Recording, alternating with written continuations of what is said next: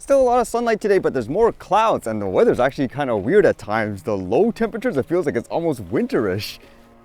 And what are we today? How about this one, where apparently in the US, they're thinking of potentially doing more against things like drones? This one says, drones pose increasing risk to airliners near major US airports. So it sounds like here they first start off by talking about, I guess, these doom and gloom scenarios. It says a commercial airliner was on final approach to San Francisco's International Airport in November when the crew spotted a drone outside the cockpit window. By then, it was too late to take evasive action, the pilots reported, and the quadcopter passed by their windshield not 300 feet away. And it keeps going on, and it says an Associated Press analysis of an aviation safety database reveals that drones last year accounted for nearly 2/3 of reported near mid-air collisions involving commercial passenger planes taking off and landing at the country's top 30 busiest airports. That was the highest percentage of such near misses since 2020, when air traffic dropped during the COVID-19 pandemic. The first reports of near misses involving drones were logged in 2014, the AP found. The number of such encounters spiked the following year. Over the last decade, drones accounted for 51%, 122 of 240 of reported near misses according to AP's analysis.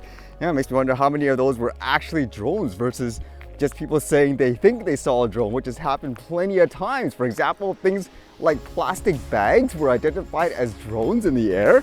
And then they talk about how a drone is so easy to obtain nowadays. They can go online and buy something sophisticated according to this. And with that, they're saying they need to do more. It says the FAA recognizes that urgency, and we all know additional changes need to be made to allow the airports to go out and detect and mitigate where necessary, said Hannah Thak, executive director of the partnership known as Alliance for System Safety of UAS through Research Excellence. The FAA said it is taking steps to mitigate the risk of drones.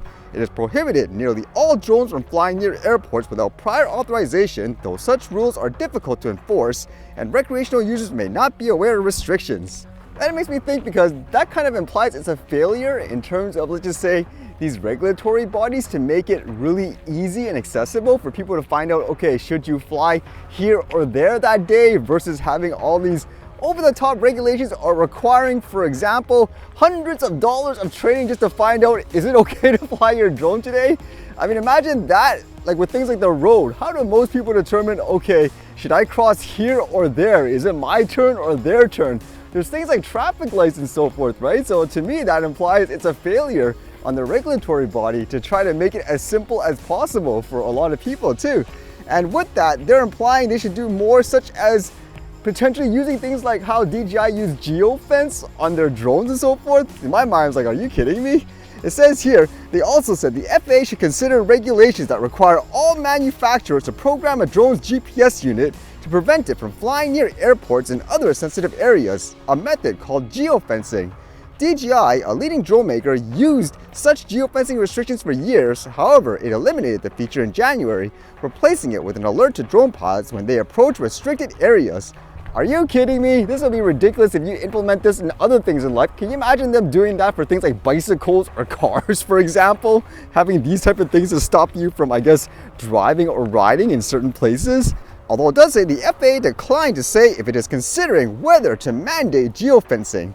Experts said authorities should take more aggressive action to hold drone users accountable for violating restricted airspace. I actually think it's the other way around. It's government bodies and lobbyists that should be held accountable, for example, for fear-mongering the tech, not making it really simple for a lot of people to determine, again, like where you should and shouldn't fly. And at the same time, I would argue there's probably more examples, like all those stories of lost hikers and so forth, where people died because you over-regulated the law, where people could use the tool to save lives in an everyday scenario. That probably happens all the time, more frequently than these over-the-top fear-mongering of drones crashing into airplanes and so forth.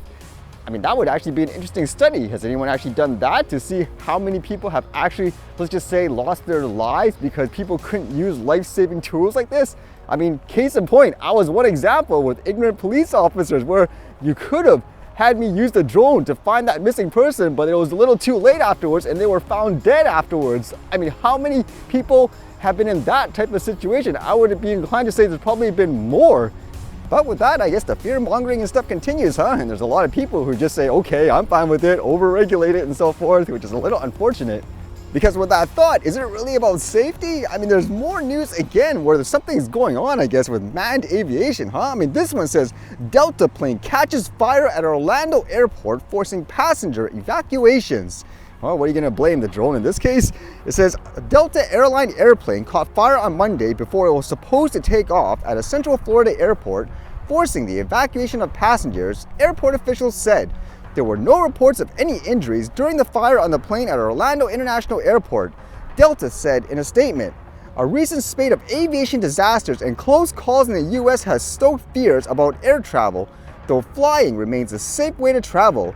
On-the-ground accidents included a plane that crashed and flipped over upon landing in Toronto and Japan Airlines plane that clipped a parked Delta plane while it was taxiing at the Seattle airport.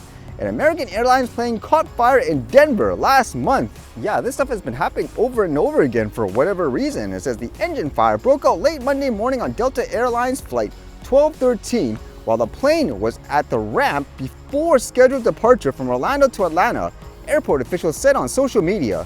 The passengers were evacuated and the airport's rescue and firefighting team responded. The airport statement said, and you can see all these videos, it seemed like there were people getting out of the plane like by sliding down, and as evident, the thing was on fire. I mean, fortunately, it was before it actually took off, but what's going on, huh? And again, maybe all the regulatory bodies should focus on actual safety and the incidents that are occurring non-stop in this case, huh?